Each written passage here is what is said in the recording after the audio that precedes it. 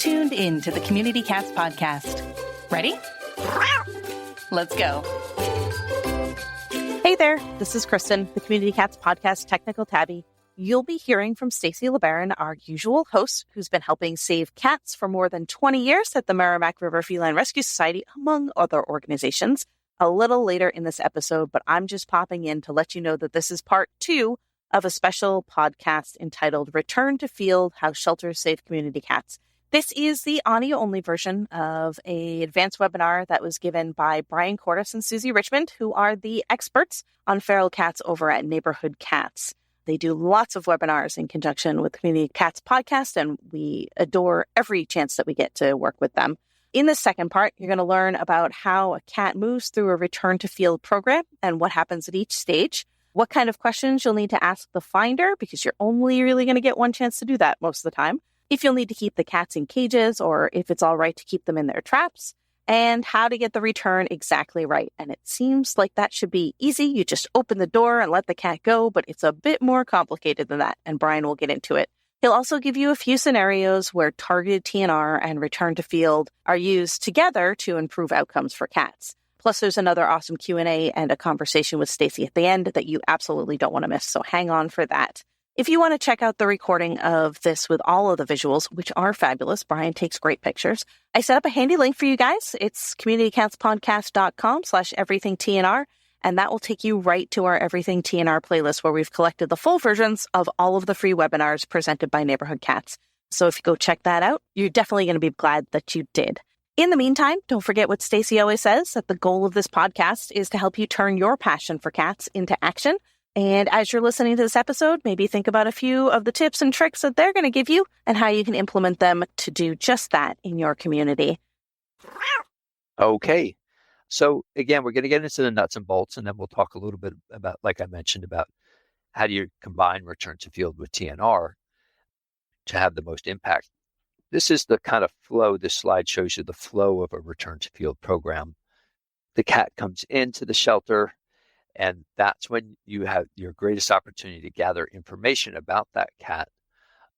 How do you explain to the people who are bringing the cats in that we call them finders is the technical term for the person who found the cat and brought the cat in.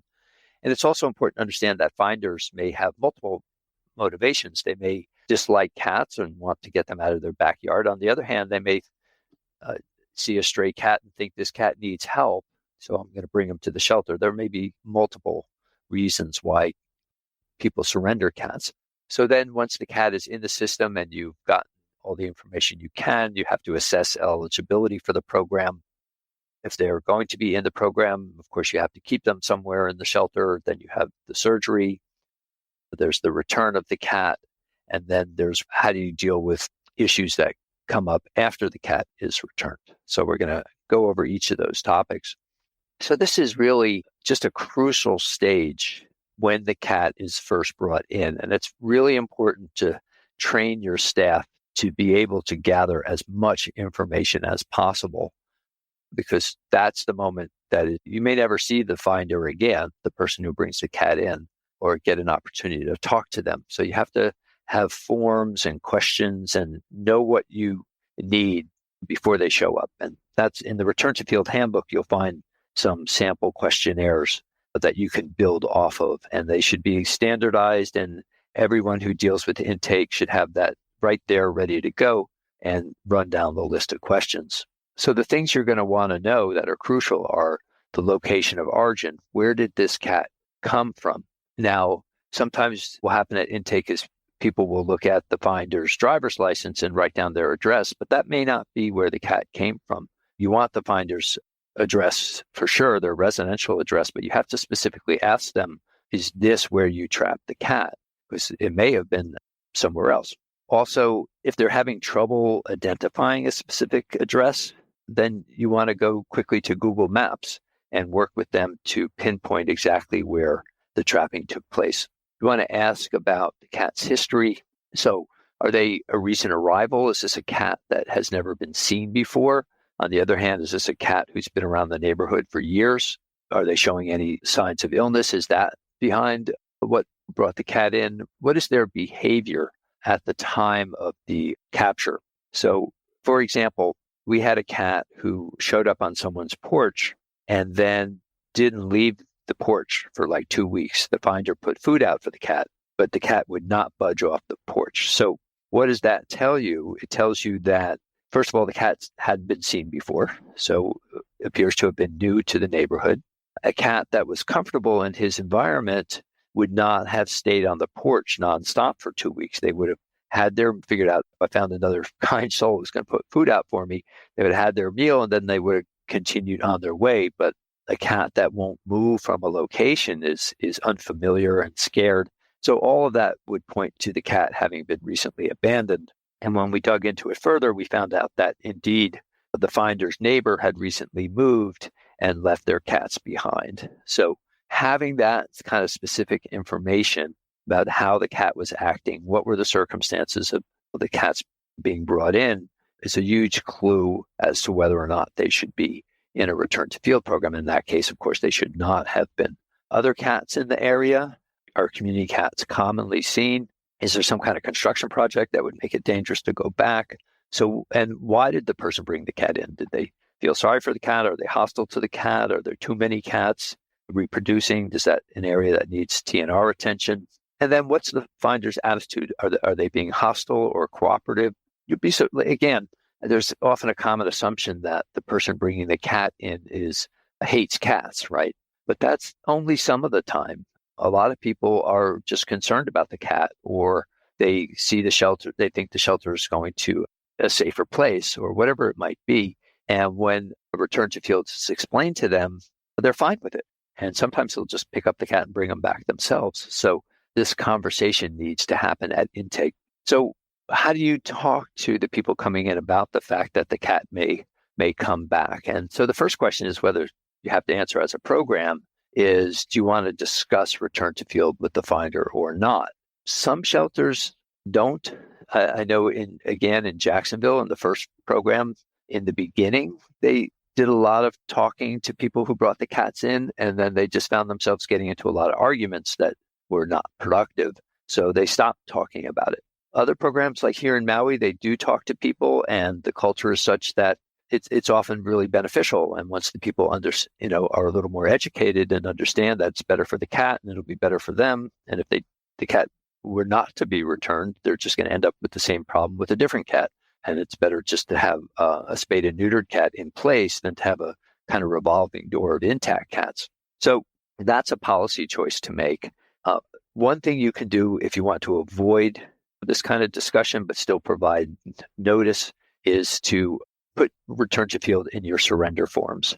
So almost every shelter has the finder sign a form giving the shelter legal custody and ownership of the cat. And that form typically relates what the possible outcomes for the cat are, including adoption, euthanasia. Well, return to field can be listed as one of the options that may happen. And in that way, the person is notified. And also, again, I think I mentioned that having this conversation can turn it from a return to field to a TNR, meaning that the finder, once they understand what's going on and that it's better for the cat to go back outside, they'll actually come and pick up the cat and return them themselves. If there are specific complaints, like somebody doesn't want the cats in their backyard, well, then you have an opportunity to explain ways to keep the cats out, such as motion-activated sprinklers or ultrasonic devices, things that deter cats from entering certain areas. So a lot of shelters with return to field programs also have a nice stock of motion-activated sprinklers that they'll lend out. And usually after a period of time, maybe a month or two, the cats are trained not to come into the yard. So again, having that conversation creates opportunities. Whether it's worth it or not is something that you'll have to decide as an agency. But I would recommend that you try it. And you might be surprised that it turns out well, more than you thought it would. So then we get to, once you've gathered all the information, you need to assess whether or not the cat should actually be in a program. And first question is, who decides? Who makes that call? And it could be admissions, could be the people who are actually taking the cats in. That really depends on who is on your staff. At a lot of shelters, there's a lot of turnover on the customer service side, the public-facing side. And it can be difficult to have somebody there who's adequately trained and experienced to be making these decisions. Now, if you've got somebody there who has those qualifications, then having them make the call on which route the cat's going to take can be very time efficient and save a lot of resources. But if you've got somebody who's brand new to animal welfare and has been on the job for 2 months and doesn't know a lot about cats, you probably don't want that person to be the decision maker. So what shelters often do is they have specially assigned staff. It might be the community cat coordinator or manager, somebody who is experienced, who will look over the information. So that's what Neighborhood Cats does in New York City. Will look over the information that the shelter gathers, ask questions, maybe get a behavioral assessment, things like that, and then make a decision. So given our experience, we're probably in a better position to do that than somebody who's new and as a customer service representative. Some shelters actually will take a team approach. They'll have a veterinarian input. They'll have the community cat coordinators input, whoever has expertise to lend, and they'll make a group decision. That's a great approach, but of course, it can be a lot more time consuming to do it that way. And an agency may just not have the luxury of that kind of thing. So you really have to decide what works best for your organization. When you're looking at the cat, him or herself, these are the things you're looking at. Number one is their health. If they're coming in and they're not thriving, they're underweight, they've got severe respiratory issues, you don't want to put the cat back out. That means they're not doing well in their territory. We want to be putting cats back in situations that they were doing where they're healthy and they're doing okay. Do they have some type of disability that makes it more dangerous for them? That can depend a lot on the other factors, which is what are the circumstances where they live. They live in a nice, quiet suburban area with lots of trees and green lawns, or are they, is it the back alley of a densely urban city where some type of disability might be like missing a leg, something like that might be a real threat to them. Although always keep in mind that if you have a 3-legged cat who lives in what you think is a difficult area, but they've been there for 5 years, well, they're doing okay. They figured it out. So all these things kind of combine. Age, if the cats are young enough to easily socialize, then and there's any way you can fit them into your program, probably a good idea not to release them, but to put them out on an adoption track. But that really depends a lot on capacity and things like that. Their temperament, if they're really taking into account that almost all cats will appear somewhat frightened at first. Some of them won't be, some of them warm up right away, but you need to give cats, if we're uncertain about a cat's temperament, we'll ask the shelter if they can hold them for a few more days and reassess their temperament once they've had a chance to calm down. Also, what was their behavior when they were outside? Were they very friendly with people? Did they keep their distance? So all these things kind of tell you whether this is a cat who should be put back outside. Also, the location of origin, as we've mentioned. Are there going to be any major pending changes? Was there a feeder who's brought the cats in because they're moving and nobody else, their food source will be gone? Or is there going to be major construction and the house they're living in is going to be knocked down? Or have there been repeated reports of poisonings in that area? These are all things you want to take into account. You also, at intake, gives you a chance to assess the finder, because remember we talked about the fear that the cats will be harmed because by the people who brought them in. Our experience is the vast majority of people are not going to become animal abusers overnight because a cat came back outside. They're not cruel people. They just, for whatever reason, didn't want the cat there. But if you get somebody who's really hostile and really you're legitimately concerned that this could be a violent person, then you might not want to return them. But keep in mind that often people act that way because they're trying to intimidate you or bully you into thinking that the cat is, danger. So somebody being angry by itself is not really enough to say, oh, this person is a risk. But sometimes there are indications that, this is not a good, this person could cause harm, but that's going to be pretty rare. What's the risk to wildlife? You don't want to put a cat back in a bird sanctuary. So that's a consideration in most cases that people are not going to be facing, but it's something to be aware of because once in a while that is a factor. And we want to be careful about that. You're not doing anybody, including the cat, any favors by putting them in an area where they're potentially going to cause harm. And it's an area that should be safe for birds or animals that might be otherwise threatened by predation. What's the likelihood the cat is owned? Again, that comes down to what were the circumstances that the cat was brought in. And are there other caretakers and neighbors waiting for the cat's return? Sometimes what happens is a cat is brought in, and then the people who've been taking care of the cat in the neighborhood, a true community cat who has multiple feeders, they get upset that somebody grabbed the cat and surrendered them, and they want them back. So that would have a lot to do with suitability for return. So then we get to what we were talking about before, which is friendly cats and kittens. So again, we go back to who is a community cat, and they're not all ferals. Some of them are very friendly in the field, but not so friendly when you take them out of their territory. Some of them have people who love them and have been caring for them, and they have quite a happy life as a neighborhood cat. On the other hand, some of them might be at high risk because they don't have the instinct to run away. And that could potentially, if somebody wanted to do harm, they easily could. So the things to consider are, number one, what is the shelter's capacity for care? So you're not doing any of the cats a favor if you have a capacity for 100 cats and you've crammed 200 in there, because they're all going to get sick and it's going to be very difficult to adopt them and things like that. So you have to be realistic about, if you think a cat, you want to not friendly cat back outside and you want to rehome them, are you able to do that? Do you have the capacity to do that in a way that's healthy and humane? And if you don't, then that's a factor that leans in favor of returning the cat. What's the cat's history, community ties? We've kind of talked about that. And as I said, what we recommend is an individual assessment of what's the best available outcome for that cat, taking all these things into account: capacity for care, the cat's history, what are the known ties. Our default at Neighborhood Cats is, our presumption is that friendly cats belong in homes. And if we don't have evidence that the cat is doing well and wanted in the community, then we will not return the cat.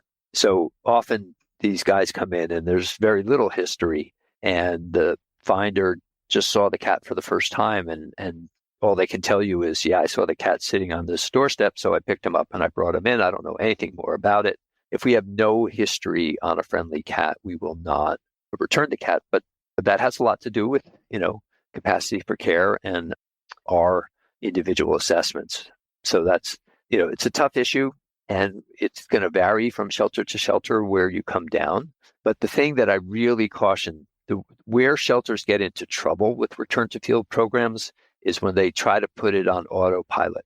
And they say, they have criteria like, well, if the cat's over 4 months old and he's in good body condition, the cat is going back. And there's no individual assessment made. It's just automatically the cat goes back. And then you're going to end up returning a cat who really shouldn't go back, and you're going to get into a lot of trouble. And that's what happened in San Diego at a shelter that returned a very friendly cat who really, the circumstances were not favorable. And the cat was adoptable, and there was space at the shelter, but they kind of had this autopilot rule that if the cat came from outside and he's healthy, he goes back outside. And now they're facing a lawsuit. So you can avoid that if you treat each cat as an individual, make a reasonable decision based on that assessment. And then it doesn't mean it's going to work out well every time, but you're not doing it randomly, and you'll have handled it in a responsible way that you can justify later if you need to. Hey, how do you house these cats? Generally, you want to keep them, once you've determined they're going to be returned to field, you want to keep them separate from the general population, especially from dogs, who can really kind of make them nervous and frightened, just the sound. You want a space that's typical holding space for a TNR project: warm, dry, and secure. What you see in this photo, in this slide, is at the Maui Humane Society. They took what had been a overnight drop-off space, kennel, and transformed it into a community cat holding room. And you can see the cats are kept in traps and cared for. The traps double as cages. We'll talk a little bit more about that. And you want it, if you can, to be, if you have an on-campus clinic, you don't want the housing to be inconvenient. So somebody has to walk up 3 flights of stairs or something or down, something like that, have it so it's easy to get to the clinic or to wherever a van can pull up, something like that. Think about those logistics. In terms of equipment, the traps on tables are really what we recommend as the most economically and space-wise efficient way to go about it. Some shelters really just want to put the cats in cages. If you do, your best piece of equipment is what's called a feral cat den, and you can see it inside the cage here. The dens have what are called porthole doors on their sides, and you can reach in with like a broomstick or something, and you can open and close that side door without opening the cage door. So when you want to clean the cage, the feral cat's going to run into the den as soon as he sees you, and then you can tip that porthole door closed, open the cage door, take the den out, clean the cage, put the den back in, tip the door open. Another factor that's going to determine is what's the length of the stray hold where you are. If it's like 7 or 10 days or something like that, then maybe you want to use cages for these guys and not. But if it's only if there is no stray hold or it's a short one, then we recommend you just leave them in the traps. Just an interesting issue about stray holds. And in the state of Arizona, they actually passed a law exempting return to field cats from stray holds because they recognized that's one of the things you want to do is with a return to field program is get the cat in and out as quickly as you can. That maximizes the efficiencies of space, reduces the health risks. So in Arizona, they actually just waived it. And if you're interested, this is the language of that statute if you want to try to get stray cat holds waived in your jurisdiction. So if caring for cats in traps, you need traps that are at least 30 inches in length that have a sliding rear door. You need trap dividers, which is what you see, those little pitchfork-looking things in this slide, sheets to cover the traps.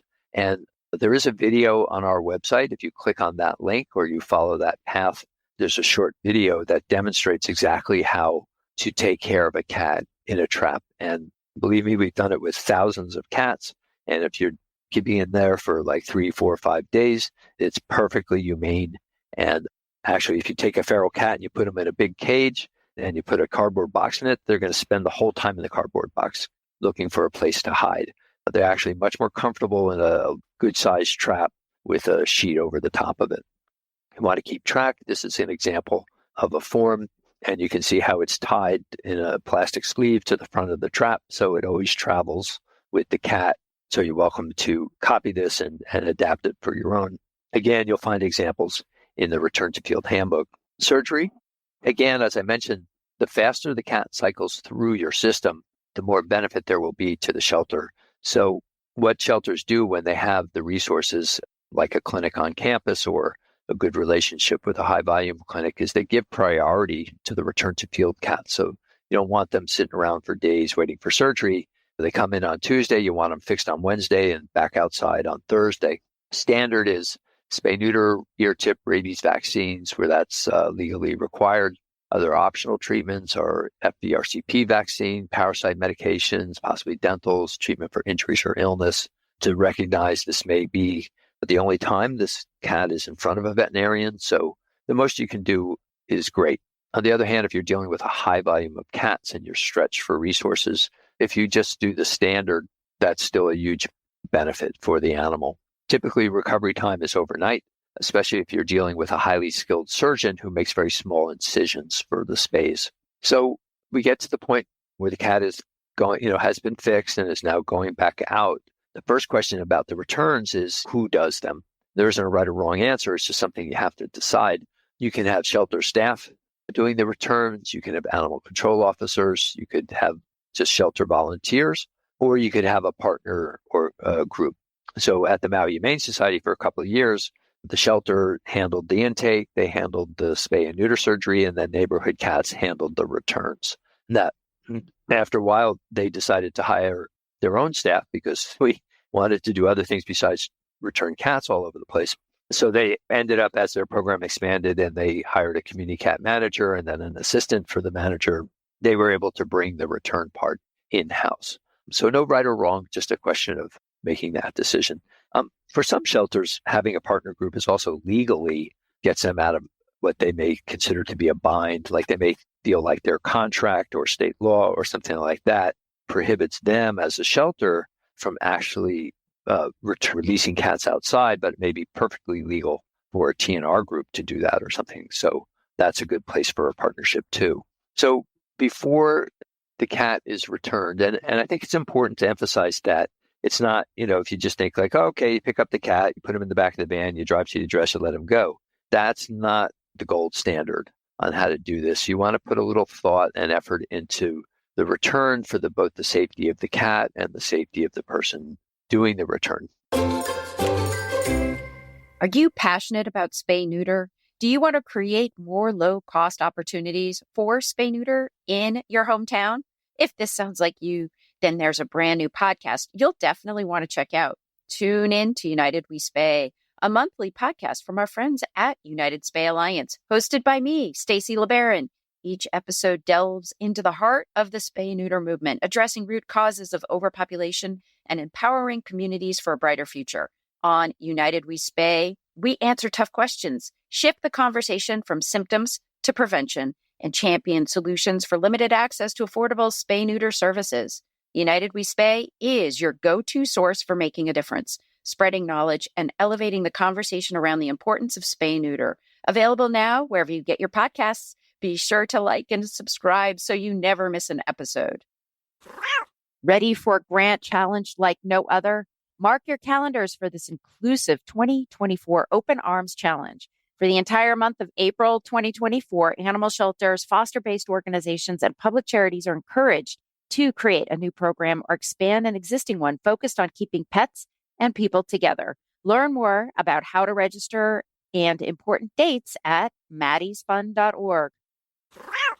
Have you ever wished your cat could talk to you? Well, get ready for an event that will help you better understand your feline friend's needs, thoughts, and feelings by observing their behavior. Join us on April 20th from 10 a.m. to 5 p.m. for the Community Cats Podcast's annual online behavior day. It's a full day packed with invaluable insights and expertise from our dream team of feline behaviorists, all focused on unraveling the mysteries of cat behavior. Dive into workshops covering a range of feline behavior concerns, from enrichment strategies and kitten training to tackling preventable behavior issues that can often lead to surrender, and managing harmony in a multi-cat household. We'll even discuss pet safety. Alongside fascinating workshops, we're spicing things up with fun cat trivia and exciting prizes to keep you engaged and entertained throughout the day. Plus, you'll have a chance to network with fellow professionals and volunteers in the animal welfare sphere, sharing experiences and strategies to better the lives of our kitty companions. So whether you're a seasoned rescuer, a passionate volunteer, or simply a cat enthusiast eager to better understand your kitty, mark your calendars for April 20th and join us for an unforgettable day dedicated to understanding and improving feline behavior. Get all the details and register online today at communitycatspodcast.com/behavior day. That's communitycatspodcast.com/behavior day. So we had a checklist anyway, and this was what it was. And we went through these steps before the cat got loaded into the van. So that make sure that there's medical approval. Somebody's medical has put eyes on the cat before the return happens. Sometimes, especially when it gets real busy, someone may forget how shelters will put like a paper collar on, or sometimes not just paper, like a plastic collar with an attached ID so the cat doesn't get lost in the shelter system. But sometimes they forget to take them off. And so you want to confirm that the cat does not have some collar that you'll never be able to get off again. Sometimes with that notion that cats cool off, they need a little time to cool off, if there's a borderline case, we'll recheck their behavior. Have they warmed up? Are they making eye contact with us? Are they talking to us? Have they had enough time to now reveal themselves to be much more social than they acted when they came in? That doesn't happen often, but it does happen sometimes, so it's worth doing. You want to verify you have a valid address before you go driving out there. Sometimes mistakes are made on entry. Sometimes, just not enough information was gathered. Sometimes people, again, rare, but it happens where they just give you a fake address. So what we'll do is before we go anywhere, we scout the release site on Google Maps. We'll enter the address and make sure that it exists and where it is. And then finally, make sure that whatever piece of equipment you're transporting a cat in is locked and secure before you lift it up. questions that are asked about returns is, well, how discreet should you be? Should you do it at night where nobody's going to watch? Or should you be very open about it? Again, that's a policy thing. The more open you are about it, then the more opportunity you have to educate and to talk to people and to explain what you're doing. On the other hand, the more opportunity there is for arguments and why are you doing this? So you have to make up your own mind. In general, though, I would say don't shy away from confrontation, because most people are going to be understanding, and that opportunity to explain what's doing may really help with the cat's long-term ability to thrive in that particular community. If it's bad weather, then you just wait. Should you go at day or night? I think usually our concern about that has to do with whether there's traffic in the area. So if there is, and we're concerned about the cat's going to get out of the trap, he's going to bolt, and then we'll do the return like late at night at a quiet hour when there isn't so much traffic. You don't have to release the cat exactly where he or she was trapped, but you want to be within a block or so, somewhere where the cat would normally, that would be part of their regular territory, and they'd be most likely to recognize where they are. Sometimes you hear people say, like, to me, what are really horrifying things like, well, as long as you let the cat go within a mile, they'll know where they are. Well, most cats do not have a territory that it has a radius of a mile. Usually it's much smaller than that. On the other hand, if you've got notes that, the finder was kind of an angry person and really doesn't want, it's going to be upset to see the cats come back, well, then don't release the cat right in front of that guy's house. Go to the next block and release the cat there, either behind the house or a block over. Just be smart about it. If there is a caretaker in one of those situations where the people bringing the cats in are actually pretty okay with it, then you want the caretaker present if the cat is younger and has probably a much smaller territory than an adult. Certainly, if you're thinking about returning like a mom and a litter of kittens or something like that, and sometimes that's a reality in really high volume shelters in the middle of the summer where they just have no space. That can be done if the caretaker is there. You don't want to take chances with a litter of kittens or even a 12-week-old. If you can have the caretaker there and they can point to you exactly where a safe place is to release them. Be aware of public versus private property. You want to be doing most of your releases on public property unless you have permission to be on there. You do get into these kind of semi-public situations sometimes with like a mall's parking lot or an apartment complex. You just have to kind of take it case by case. But to the extent you can release a cat on public land, that's just safer for you. We talked about kittens and caretakers being present. What if you are confronted? I have a 3-step process I always talk about in our TNR workshops about dealing with confrontation. And step number 1 is just to listen. Just let the people vent. And then if they say something that's reasonable, like, I can't sleep at night because these cats are keeping me up and fighting all night, then express empathy. Just say, yeah, that's not a good thing. I wouldn't want to be woken up every night either by cats. And once somebody's been heard and they have a sense that you're understanding their issues, they tend to relax. And at that point, you can start to explain to him, well, this cat isn't going to keep you up anymore because she's fixed. And by the way, if we could fix most of the cats in this neighborhood, your problem would be pretty much gone. And by the way, if we were to take them all away, then you would just have a new crop of cats, most likely, who would just cause you the same problems. And so, again, an opportunity to talk. On the other hand, if you are trying to have a conversation with somebody and they're just persistently belligerent, at that point, you want to just maybe give them your card and say, have a nice day and be on your way. What you don't want to do is, speaking from personal experience, lessons learned the hard way, you do not want to argue with people. It gets you nowhere. It threatens the cat's well-being, and it may threaten your well-being. So you have to learn to be smart about it when people confront you and they're upset. So let's talk a little bit about combining return to field and TNR, because typically you return to field one cat. There are others in that neighborhood. It's going to be pretty rare that that's the only cat around. So how do you combine returning cats to field from the shelter with getting other cats in the neighborhood spayed and neutered? So this would be a situation where there was only one cat. You put him back, he's ear tipped, everything's great, right? But typically there are, as we mentioned, multiple other cats. So by spaying and neutering this one cat, but the other 9 are still unaltered, you've lowered the shelter's euthanasia rate, which is great. You've saved this cat's life, which is an end in itself. But realistically, you haven't done anything to control the community cat population. And when you hear these some people in our field will say like, oh, return to field also lowers intake. Well, it really doesn't, because it's not getting a high enough sterilization rate. Typically, citizens who are trapping cats and bringing them in are not very knowledgeable about how many cats there actually are. They're not very good at trapping all of them, especially the more difficult ones. And you rarely get enough cats fixed to make a difference population-wise. So this is what return to field, if all that's being done in the community is return to field, this is what it would look like if you're looking at the whole community. You would have groups, colonies of cats scattered throughout, and individual cats here and there being fixed, which is, as I say, which is a goal in itself, because these cats are alone. They're not, they weren't euthanized at the shelter. So lowering euthanasia is an end in itself. But if you want to go even further and not have cats coming in that need to be returned, or at least having a lot fewer, you need to go further than this with your community cat program. So you can combine returning to field with what we call colony level targeted TNR. So what that looks like is you look at the return to field cat as kind of a red flag. So if this cat's here, there must be other cats.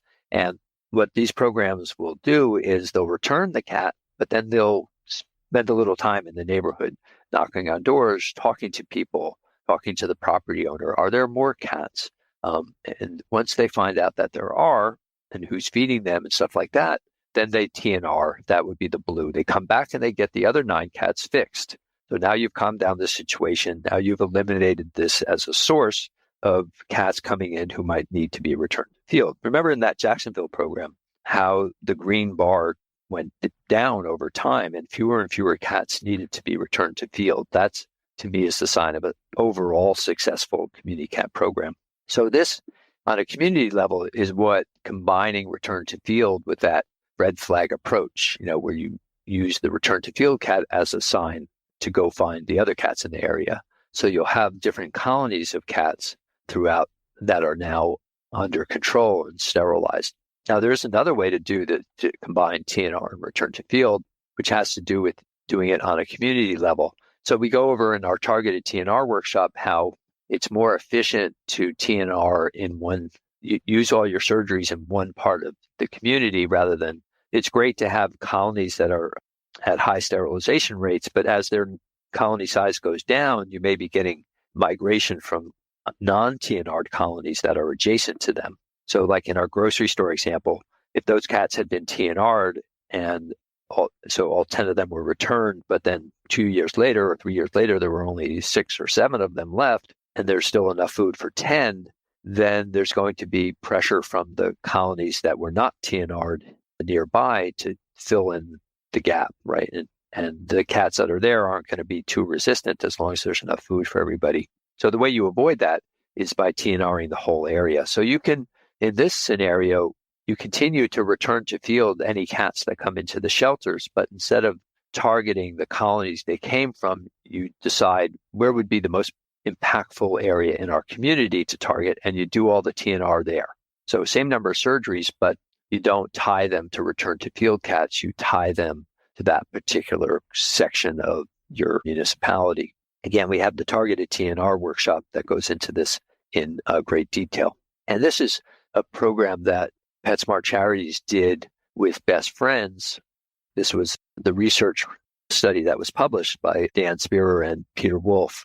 And we had 6 shelters. You can see them up on top, 6 municipal high intake, high euthanasia shelters at some point. And we did this combined return to field with follow-up TNR trapping. And over a period of 3 years, and you can see that it had a pretty dramatic impact. When you combine all 6, intake dropped by about a third, and euthanasia overall dropped by 83%, and that's on average. So it's a very successful program to return to field the cats and then to follow up with trapping and spaying and neutering the rest of the cats, either in the immediate area where the cat was trapped or in a high intake section of the community. This is Albuquerque, which was one of the first cities to embrace this combined RTF and TNR program. And again, what you can see is 2010 was the year before the program began. It started in 2011. And you just see this gradual drop in the red bar, right, which is euthanasia. But what's also fascinating is you also at the same time see a gradual reduction in the intake as well as in the number of cats being returned to field, although we kind of ran out of data in 2015. But to me, that's a very successful community cat program. You're not only lowering euthanasia, you're lowering intake and reducing the number of cats that have to be returned to field. I mentioned before that we also have a kind of colony level grassroots series with the Community Cats podcast. We have trapper tips and tricks, which are the more advanced training for trappers. We have a whole webinar on the drop trap. Both of those can be seen on YouTube. Just click on the links or go to thecommunitycatspodcast.com. We have one coming up in November on colony caretaking tips and tricks. Again, that's a free webinar and you're welcome to register for it. And I think I've mentioned a couple times, maybe we have our monthly certification workshops on kind of basic training for trap neuter return. The next one is on October 7th. There's a $10 fee and you can register by just clicking on the link on this slide. And that's where we go over the basics of trapping and how to prepare the community and all that good stuff. Okay, so at this point, Stacy, we can take questions. Super. Excellent. Yeah, we have about 7 minutes. I wanted to mention that if your organization is also interested in like sponsoring that $10 fee for your volunteers, we do have a collaborative partnership with organizations. And so we can do a code and then we bill you.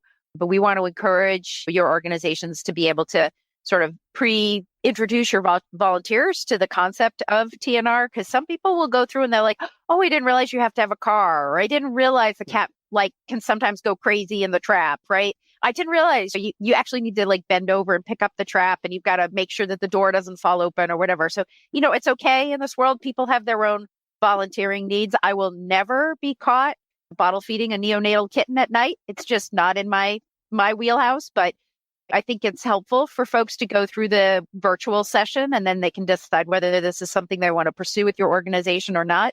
And it helps give them a step and then you can personalize it to your own organization. So we have probably about a dozen groups that participate with us in that way, including municipalities. We do have municipalities who do that also.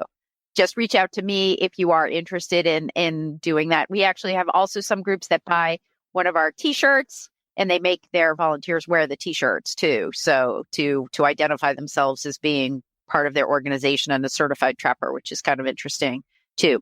One question I get a lot from folks is you're looking at, 2010 to 2016, and you're seeing all the numbers go down, which is all great. It's this beautiful romantic picture.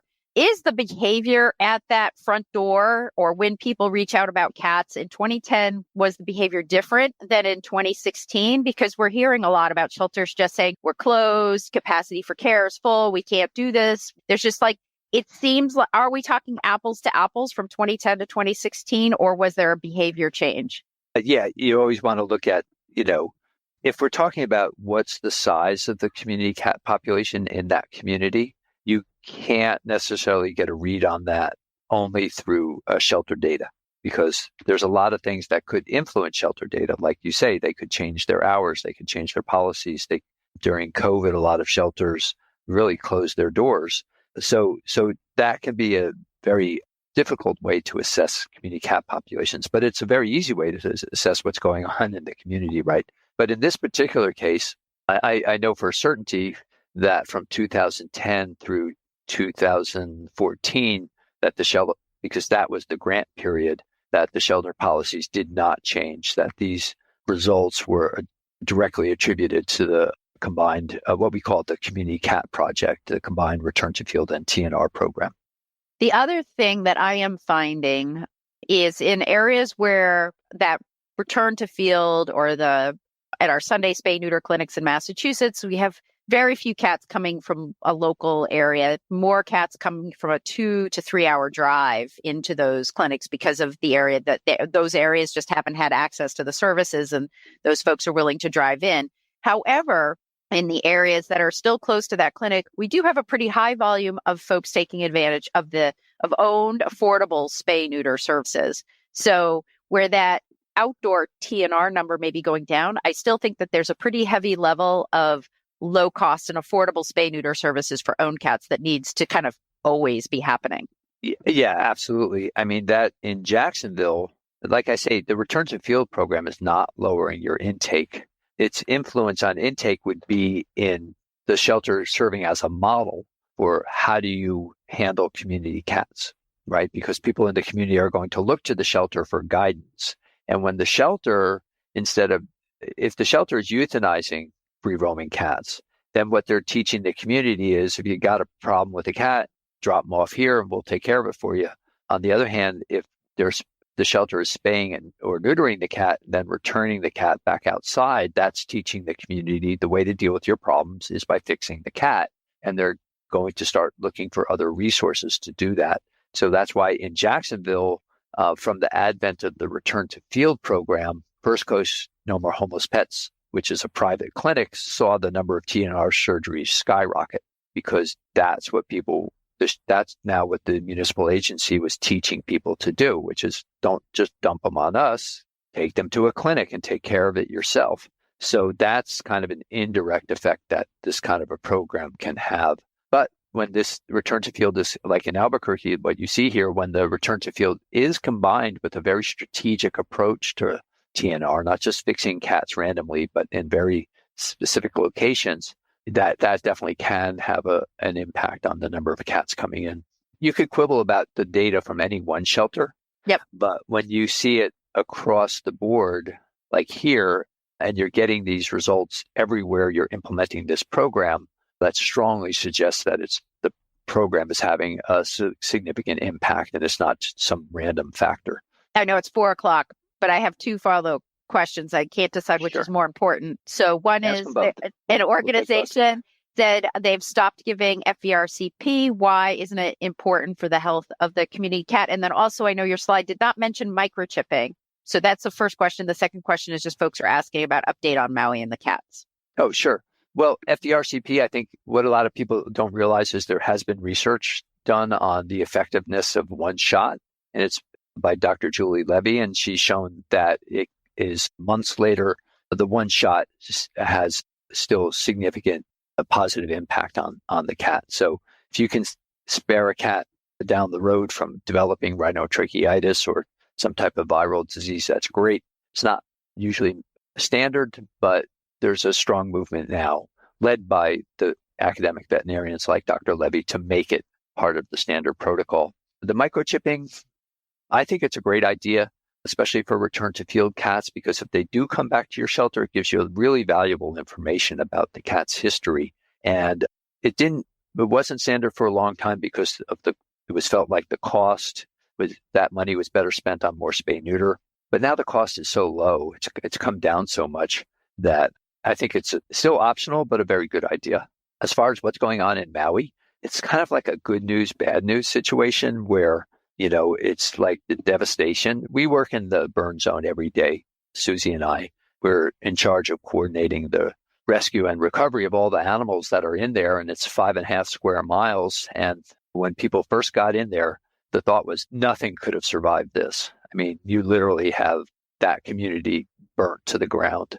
But what we learned is what happened was the cats, they ran into the storm drains. They got under the fire. And then after the danger was past, they started coming out, and we're finding the good news is there are hundreds of cats that have survived. So, it's become a struggle about, what are you going to do with them? They can't really stay there on a long-term basis. It's too dangerous. Plus, they're going to rebuild the whole town eventually. So what we're doing now is as plans are made for where we're going to relocate these cats, if anybody out there is interested in doing a responsible relocation of some of the Maui fire cats, let us know. We'll refer you to the Maui Humane Society. In the meantime, we're We've got now 73 feeding stations spread throughout the fire zone that are trying our best to keep them full on a daily basis. And meantime, we go in at night, not just Susie and I, but we have Field Haven Feline Center is a partner in this, as well as Maui Humane Society. We go in there at night and we try to find cats that were burnt, or we've even found young kittens that survived. We found kittens that were 3 weeks old at the time of the fire that survived. Pet cats, people who have identified their pets. So we go in there at night and we try to target these guys and pull them out right away and maintain the rest of the population until we have a place to bring them. Excellent. Well, thank you. Thank you both, you, Susie, Maui Humane, everybody else who's been on the ground, and of course, Joy and the Field Haven team coming in. Just great response. It's, we at the Community Cats podcast, we're talking about trying to put together some sort of programming to help with regards to disasters. Not that we think or hope anything like this would ever happen again, but we're dealing with hurricanes all the time, it seems like, and, other natural mudslides, other natural disasters. So just trying to maybe be prepared and have some strategy for our community cat programs.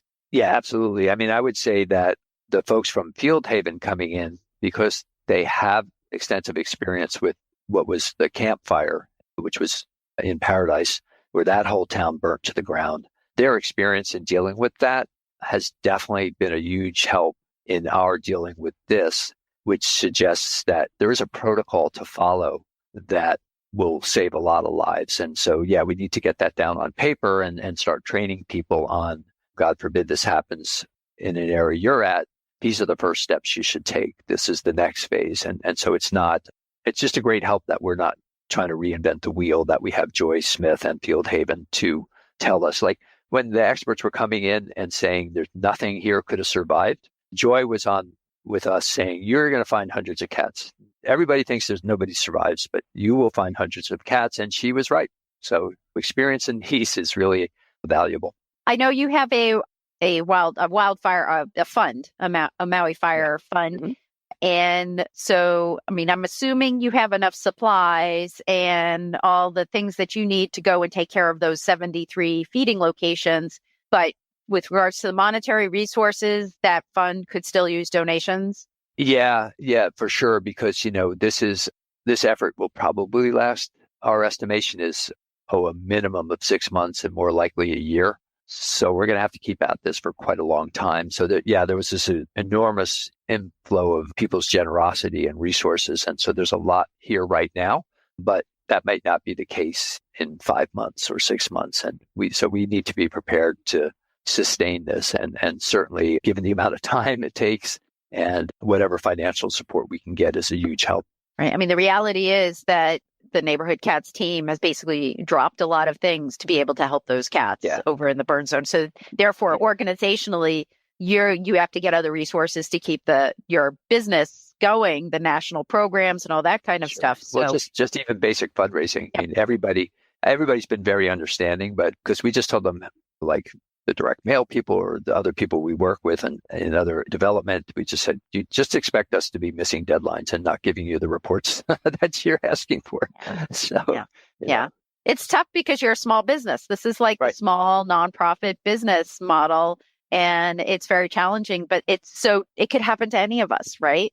And so we're going to unfortunately learn through you and Susie how you survive through that. And Field Haven's not a big organization either. And I think they sacrificed a lot of their organization during that period of time to go out there and help those fire cats. So it's tough. Yeah, but that's what we're here for. Yeah. We're not here to build a big organization where everybody gets a nice salary. We're here to help the cats. And so whatever sacrifices are needed, but people have been extremely generous when it comes to fundraising for this particular disaster. Cool. Well, I am sorry, folks, I went over, but you are the AP class. Bryan, I want to thank you so much. That's it for this week. Please head over to Apple Podcasts and leave a review. We love to hear what you think, and a 5-star review really helps others find the show. You can also join the conversation with listeners, cat caretakers, and me on Facebook and Instagram. And don't forget to hit follow or subscribe on Spotify, Apple Podcasts, YouTube, or wherever you listen to podcasts so you don't miss a single show. Thanks for listening, and thank you for everything that you do to help create a safe and healthy world for cats.